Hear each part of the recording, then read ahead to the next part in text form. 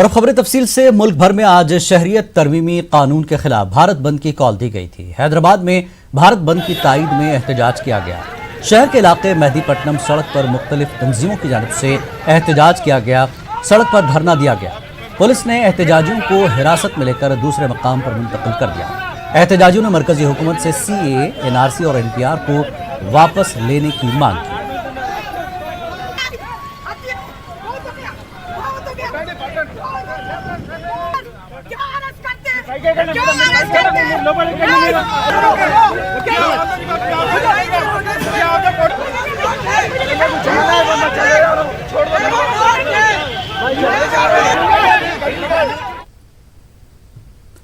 हैदराबाद में agritech south exhibition 2020 का आगाज किया गया। तेलंगाना के प्रोफेसर जयशंकर ज़रई यूनिवर्सिटी और फेडरेशन ऑफ इंडियन इंडस्ट्री में 3 रोज़ा कॉन्फ्रेंस और नुमाइश लगाई है।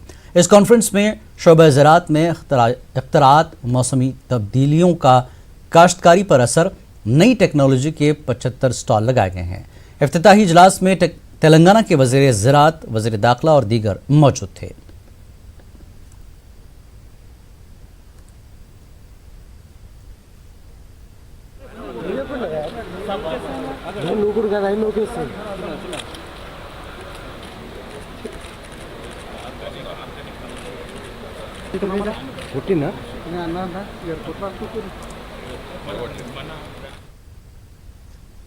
नायब सदर जमहूरिया एम वेंकैया नायडू ने आज तेलंगाना के जिला वरंगल का दौरा किया। नायब सदर जमहूरिया ने वरंगल के तालीमी इदारे ABV के 75 साल की तकमील पर मुनक्कदा प्लैटिनम जुबली प्रोग्राम का इफ्तिताह किया। इस 3 रोज़ा प्रोग्राम में तेलंगाना के वज़ीर पंचायत राज E दयाकर राव के अलावा दीगर शरीक रहे।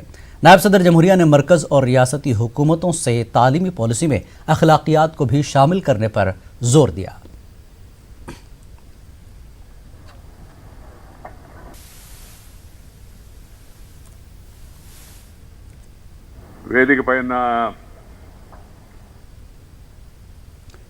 तेलंगाना कांग्रेस के कारगुजार सदर A रेवंत रेड्डी ने तेलंगाना हुकूमत को तनकीद का निशाना बनाया। उन्होंने इल्जाम लगाया कि तेलंगाना हुकूमत GHMC इलेक्शन के पेश नज़र पटना प्रगति प्रोग्राम शुरू किया है। उन्होंने कहा कि हुकूमत डबल बेडरूम मकानों की तामीर में गलत बयानी से काम ले रही है। हुकूमत GHMC में 10 लाख डबल बेडरूम मकान हवाले करने का दावा किया, लेकिन हकीकत में सिर्फ 108 अफराद को ही डबल बेडरूम मकान फराहम किए गए हैं।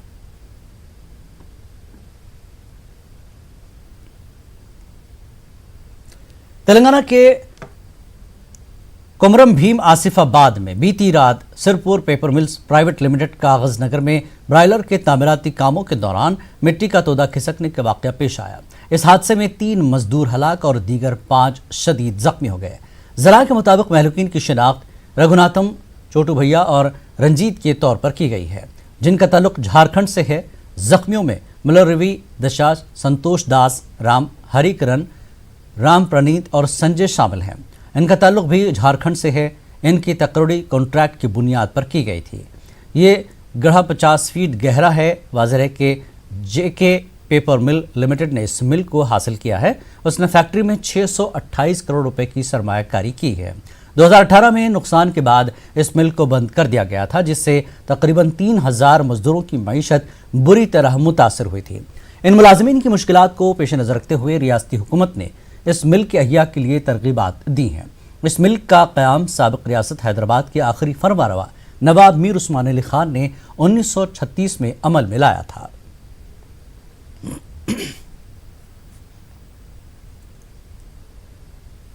अमेरिका से सदर डोनाल्ड ट्रंप के दौरे हिंदुस्तान में ताजमहल का मुशाहदा भी शामिल है। यह हमारे मुल्क की रिवायत रही कि मेहमान सरबराहान के दौरे हिंदुस्तान पर दुनिया के अजायबात में सबसे खूबसूरत अजूबा ताजमहल की सैर करवाई जाती है। हैदराबाद से ताल्लुक़ रखने वाले माहिर आसार कदीमा M.A. क़य्यूम ने अहम तरीन मेहमानों को बतौर रिवायत ताज का नज़ारा करवाने की अहमियत पर रोशनी डाली। पेश है M.A. क़य्यूम से अनीस रहमान की बातचीत। ताजमहल की क्या अहमियत है, ख़ास तौर पर जो मगरबी ममालिक के जो सयाह होते हैं वो तो आते हैं और नज़ारा करते हैं, लेकिन जो सरबराहान मुमलिकत होते हैं उन्हें क्यों नज़ारा किया जाता है? क्या अहमियत है ताज की? ताजमहल का शुमार दुनिया के अहम अजायबात में सर फहरिस्त ताजमहल आता है। इसलिए हर एक की ख्वाहिश ये होती है कि ताजमहल का नज़ारा ज़रूर करें जब भी हिंदुस्तान वो आएँ, और बाज़ लोग तो सिर्फ ताजमहल देखने भी हिंदुस्तान आते हैं। तो ये ताज की अहमियत है कि इसको किसी भी जाविये से देखें, आप कहीं से भी देखें, चाहे नदी के उस पार इस पार, बाग और दूर दूर से, तो ये हर एंगल में खूबसूरत नज़र आता है। तो इस तरह का की जो यादगार है, मॉन्यूमेंट है, ये शायद ही कहीं दुनिया में बनी है। एक ख़ास बात यह है कि ताजमहल को उसी हालत में हम देख सकते हैं जो शाहजहां के दौर में गालिबन रहा होगा। ये जो प्लानिंग है मुग़लों के दौर की, वो बड़ी नायाब है, और शाज़ो नादिर आपको कहीं नज़र आए। तो तकरीबन 42 एकड़ पर ताजमहल है। तो वहाँ पर उसका जो प्रोजेक्शन करें हम नदी के पैरेलल, तो क़िबला रुख मक्के मुअज़्ज़मा का रुख जो है वहाँ मिलता है, और नदी में ताज का पूरा अक्स नज़र आता। अगर उसको हम हटा दें तो क़िबला ख़त्म नहीं हो, दूर हो जाएगा मस्जिद का, और या फिर अक्स ख़त्म हो जाएगा। तो अब जो बात है, मुनफरिद बात है, दुनिया का जो मॉन्यूमेंट नंबर 1 है, ये तमाम खुसूसियत से महरूम हो जाता था। तो वो मुग़लों की बड़ी कामयाबी है कि उन्होंने एक ऐसी साइट दरियाफ्त की जो क़िबला भी कायम रहे और अजीम प्रोजेक्ट भी जो है हमेशा बाकी रहे। लेकिन ये ताजमहल को ही क्यों जो है अजूबा कहा जाता है, क्या इसमें ख़ास बात है? इसमें ख़ास बात यह है कि यहाँ पर छोटी से छोटी चीज़ का ख्याल रखा है। जैसे जब ये ताज डिज़ाइन हुआ तो उससे पहले की जो मॉन्यूमेंट्स बने थे, जो मकबरे बने थे, वो उसमें मार्बल इस तरह यूज़ नहीं हुआ जैसा ताज में फ्लोर टू कलश, यानी पूरा जो है वाइट, ये आपके क्या संगमरमर इस्तेमाल हुआ। फिर उस पे जो पच्चीकारी का जो काम है, परचीनकारी, पच्चीकारी, पीटर डूरा इंग्लिश में बोलते हैं, कि उसको वो इनग्रेव करके हीरे जवाहरात जो भरे जाते हैं, ये पहली मर्तबा बड़े स्केल पर हुआ। तो वो हीरे जवाहरात भरना और सफ़ेद बैकग्राउंड में ऐसे हीरे जवाहरात की चमक, ये तमाम चीज़ें आपको दूसरी जगह नहीं मिलेगी। दूसरी जगह जो है वो जो पत्थर का रंग ही खाकी होता है या दूसरे ब्लैक होता है, कुछ अलग अलग हैं। तो उसमें जो है ये खासियत वहाँ ख्याल नहीं रखा गया आर्किटेक्ट ने। लेकिन यहाँ पर ख़ास तौर पे वो शाहजहाँ का नफीस टेस्ट था कि उन्होंने हर चीज़ अपनी, जैसे उन्होंने तख्त बनाया तो तख्त ताऊस, और वैसे 7 तख्त थे। और शाहजहाँबाद जो आपके किला है और उसमें फिर शहर है, वो भी बड़ा देखने का है शाहजहाँ। तो शाहजहाँ का टेस्ट है, he was a great builder. और उसके बागात देखेंगे आप कश्मीर में अपने, तो वहाँ भी बड़ी ख़ास चीज़ें मिलेगी। तो शाहजहाँ के जितने काम हैं, जहाँ कहीं उम्दा मस्जिदें बनी है, मोती मस्जिद है, वो तमाम चीज़ों में जो है इनफरादियत है। तो इसमें ख़ास तौर पर चूँकि अपनी बेगम से बहुत मोहब्बत करता था, तो वो चाहता था कि ये इमॉर्टल हो जाए, यानी वो मोहब्बत लाजवाल हो जाए। अब एक सवाल ये उठता कि भाई Taj was not build in any other country. तो उसकी वजह ये है कि हिंदुस्तान की जो फ़िज़ा रही है हमेशा से, वो जो एकता है और तमाम चीज़ें बैकग्राउंड वगैरह, वो बड़ी मुनासिब रही है। तो उसको मुग़लों ने बड़े अच्छे सलीक़े से जो है उसको इस्तेमाल किया। वो हिंदुस्तान की हम आहंगी, रवादारी, ये सब चीज़ें मिलेंगी, इसको आर्किटेक्चर में मिलेगी। आपका बोलना है वो सब जो हमारे जो रिवायात हैं वो आर्किटेक्चर के ज़रिए ज़ाहिर हुई हैं, आर्किटेक्चर के ज़रिए ज़ाहिर होते हैं, और उसको हम बरकरार रखना चाहिए, मेंटेन करना चाहिए, जितना महसूस हो सके वो है। अब जैसे एक अमेरिकन रिसर्च स्कॉलर का ये ख्याल रहा है कि अंजीर के पौधे बाग में जब लगाए जाते थे मुग़लों के ज़माने में, तो अंजीर के पौधों को एज ए रिफ्लेक्टर इस्तेमाल किया गया, और उसके पत्तों को चांदनी वो उस पर पड़ती और वो डोम जो है मुनव्वर होता। तो मशरिक़ से मगरिब चांद और मगरिब से मशरिक़, तो ये उस वक्त जो है बाग में ये पौधे। तो अमेरिकन रिसर्च स्कॉलर का बहुत बड़ा कंट्रीब्यूशन है, ना सिर्फ अमेरिकन बल्कि और कई ममालिक के लोग भी मुसलसिल रिसर्च कर रहे हैं और कर भी रहे हैं। आपके बोलने का मतलब है सिर्फ पत्थर ही नहीं बल्कि पौधे भी जो है उसकी खूबसूरती में इजाफा करने के लिए लगाए जाते थे। शाहजहाँ का फरमान था और कई ऐसी चीज़ें थे कि जो है उसको इम्प्लीमेंट किया गया है, और आज भी वो बरकरार है, लोगों की दिलचस्पी बरकरार है। हिस्टोरियंस की, स्कॉलर्स की, आर्किटेक्ट्स की, कि अभी भी रिसर्च होता ही चला जा रहा है। सर बेहद शुक्रिया, आपने हमसे बात की। बात कर रहे थे एम.ए. क़य्यूम साहब से, जो आर्कियोलॉजिस्ट हैं, मुहक़्क़िक़ हैं और तारीख़दां हैं। वो हमें बता रहे थे कि ताजमहल की ऐसी क्या अहमियत है, उसकी क्या ऐसी जो है उसमें बात है जिसको देखने के लिए ना सिर्फ दूर दराज से लोग आते हैं, मुख्तलिफ़ ममालिक से लोग आते हैं, बल्कि सरबराहान मुमलिकत भी वो जो है ख़ास तौर पर हिंदुस्तान को जब भी आते हैं वो ताजमहल देखने की ख्वाहिश करते हैं। कैमरामैन एडविन के साथ अनीसुर रहमान, न्यूज़ 18 हैदराबाद। इंसान पुरअज़्म हो तो उसकी हर ख्वाहिश पूरी होती है। हैदराबाद से ताल्लुक़ रखने वाली एक लड़की ने जब बचपन में बेसबॉल खेल देखा तो उस खेल में कमाल हासिल करने का अज़्म किया। बेसबॉल के लिए हमारे मुल्क में इंतहाई नामसाइद हालात के बावजूद शाहीन बेगम ने न सिर्फ वर्ल्ड कप में हिंदुस्तान की नुमाइंदगी की, बल्कि उन्हें हमारे मुल्क के बेसबॉल के पहले इंटरनेशनल रेफरी होने का भी एजाज़ हासिल है। पेशा बेसबॉल की खिलाड़ी, कोच और बैनुल-अक़वामी रेफरी शाहीन बेगम पर एक रिपोर्ट।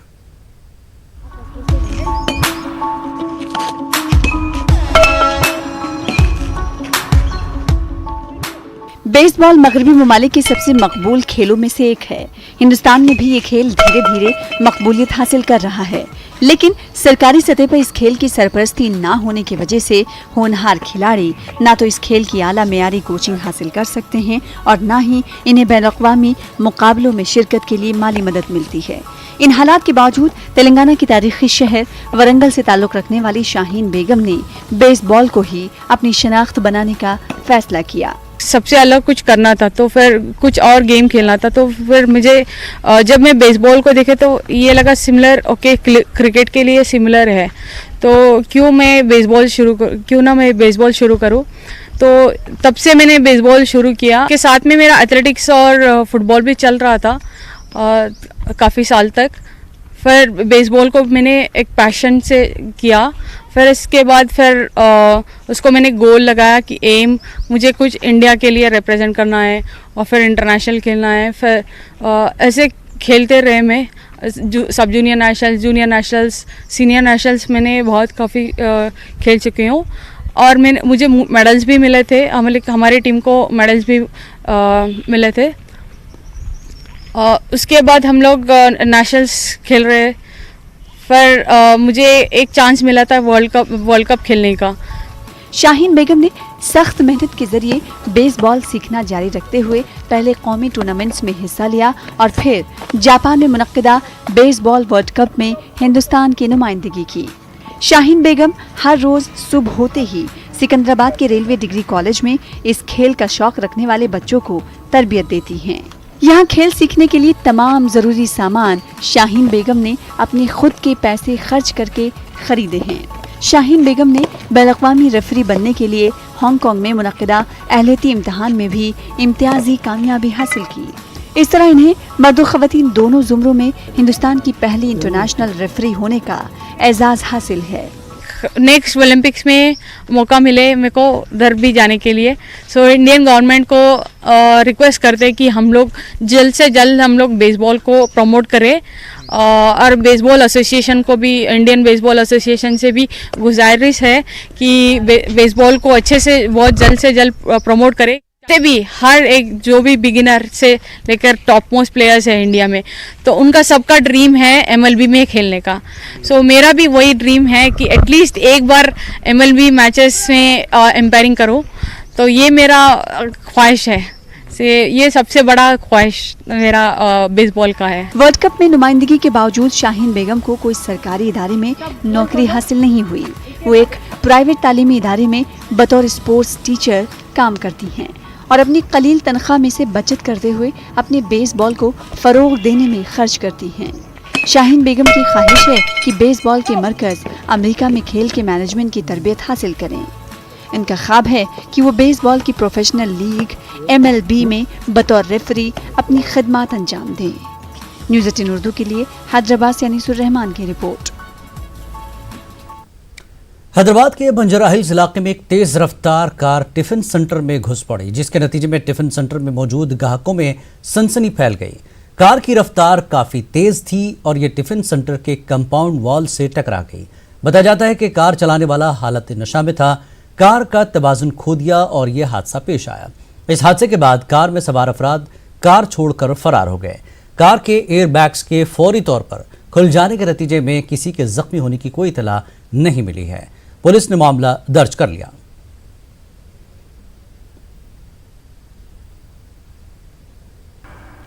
और खबर तफसील से अदूनी में शहरियत तरमीमी कानून के खिलाफ एक इजलास मुनक्किद किया गया। अदूनी के एमएलए साई प्रसाद रेड्डी और डॉक्टर सैयद शाह ताजुद्दीन अहमद कादरी नूर ने शिरकत की। इस मौके पर सीए, एनपीआर और एनआरसी के मुखालफत में प्ले कार्ड्स के जरिए अपने एहतजाज को दर्ज कराया गया। हुकूमत से इस कानून को वापस लेने का मुतालबा किया गया।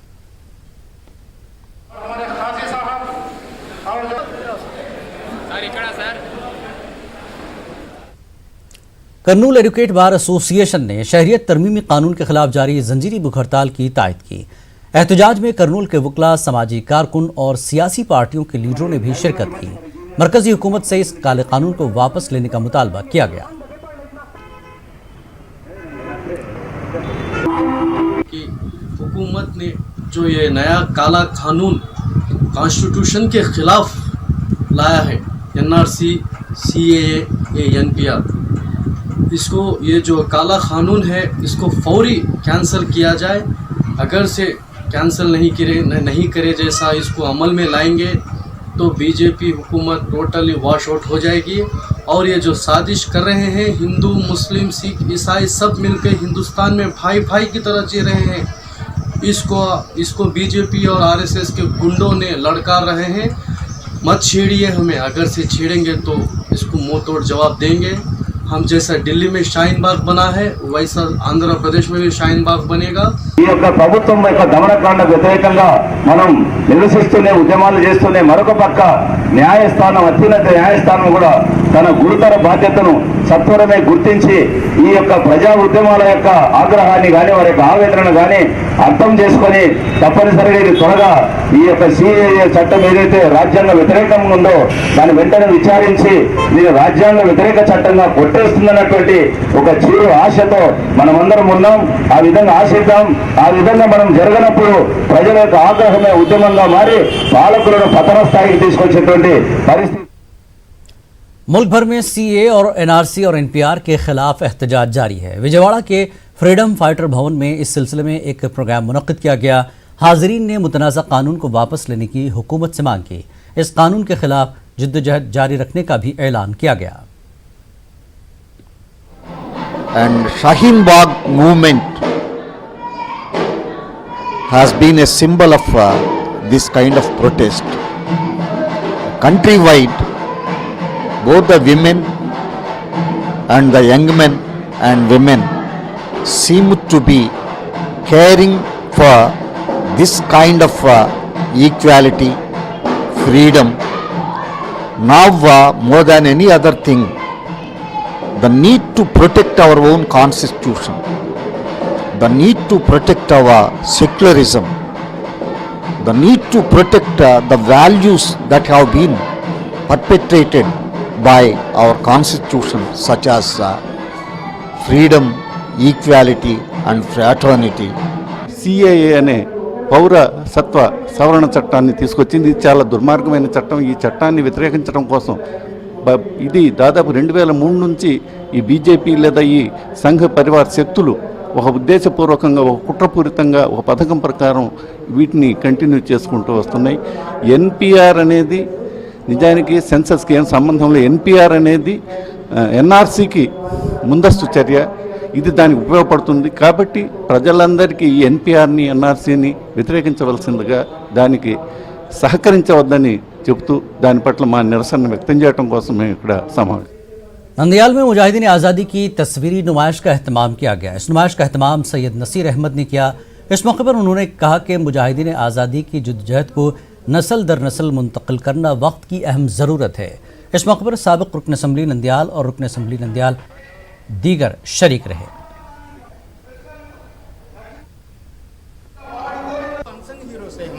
वो हीरो सबको जितने लोग मुझे मिले थे, जितने लोगों का इंफॉर्मेशन, जितने लोगों का फ़ोटोज़ मैं इकट्ठा किया था, ये सब मिला के मैं 2014 में मैं किताब लाया था। वो इसका नाम है दी इमोर्टल्स।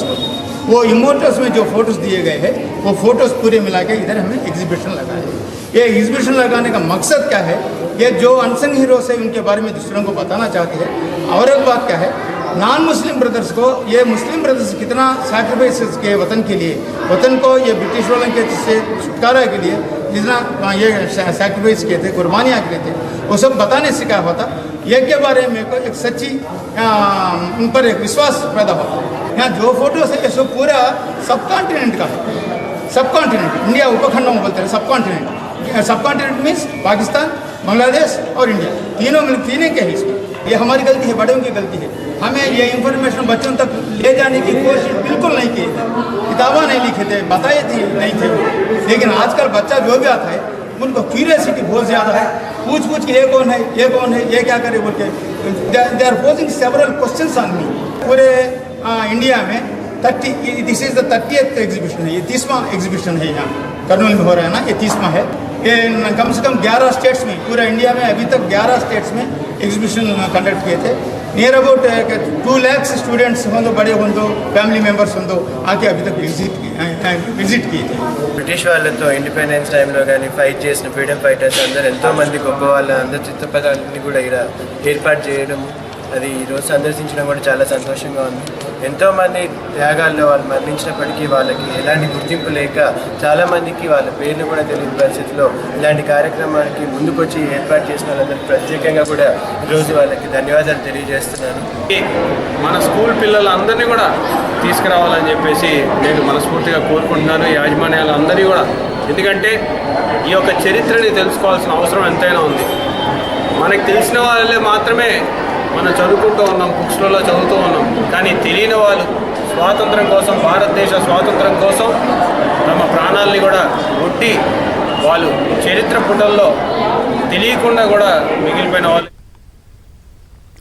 गुंटूर में जेएसी की जानिब से अमरावती को ही रियासत का सदर मकाम बरकरार रखने की मांग करते हुए बतौर एहतजाज साइकिल रैली निकाली गई। जेएसी ने रैली को पैडल फॉर कैपिटल का नाम दिया है। वाज़ेह है कि अमरावती के 29 गांव के किसान और अवाम रियासत के 3 सदर मकाम की मुखालफत करते हुए एहतजाज कर रहे हैं। एहतजाजों ने हुकूमत को अपने फैसले पर नजरसानी करने की मांग की है।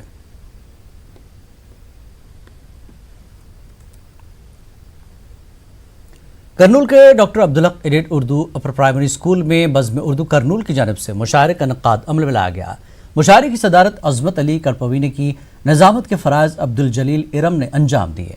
अताउल्ला अता, अज़मत अली कड़पवी, शेख अब्दुल गनी कौनैन, यूनुस कुरैशी के अलावा दीगर मकामी और गैर मकामी शोरा ने अपने कलाम से सामीन को महसूस किया। तकमीले इबादत है दिल रब से लगा लेना, सुन्नत है दुआओं से तासीरे दवा लेना। दुनिया की मोहब्बत को इस दिल से मिटा दे मौला, दुनिया की मोहब्बत को इस दिल से मिटा दे मौला। जो तुझसे रखे उल्फत फिर दुनिया से क्या लेना, फिर तुझसे रखे उल्फत फिर दुनिया से क्या लेना। दर्द छोड़कर तेरा मैं जाऊं तो कहाँ जाऊं, इस साजिशी दुनिया से तू मुझे बचा लेना। इस साजिशी दुनिया से तू मुझे बचा लेना। जन्नत में अगर आऊं बस तू ही नजर आए, जन्नत में अगर आऊं बस तू ही नजर आए। दोनों ही जहां में तू मुझे अपना बना लेना। घटाएं आपके तो तेजाब भर के लाए हैं, खजां की फसल है क्या, खजां की फसल है क्या, है यही बहार अगर, खजां की फसल है क्या, है यही बहार अगर। घटाएं आपके तो तेजाब भर के लाई हैं, खजां की फसल है क्या, है यही बहार अगर। और ये शेर के सुखनवरी पे तेरी जब सवाल आया है, सुखनवरी पे तेरी जब सवाल आया है, सुनाओ कोई गजल मिल सके उधार अगर।